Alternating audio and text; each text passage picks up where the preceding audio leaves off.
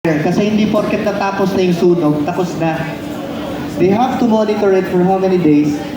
Kasi pwedeng sumiklab ulit yung sunog. Eh by the time kung umalis na yung ating mga fire trucks, paano na lang yon? So they need to recover, balikan.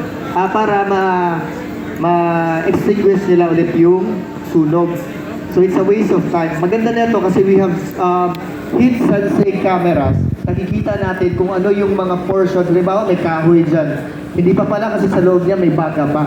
So at least pag nakita na yun pala yung mainit na source na yun, pwede balikan yun at yun na lang ang tuluyang i-extinguish.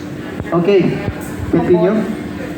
Yun yung sinasabi natin kanina. How are you going to guide your people? Kasi sa mata ng tao, nakikita niya, dito yung entrance. Not knowing na dito sa likod, safe pala.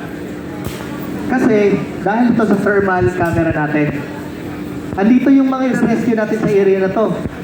Pag hindi na nakita, may daanan pala dito, diretso na yan dyan, sasulubungin nila. Although alam naman natin na sila naka-fireproof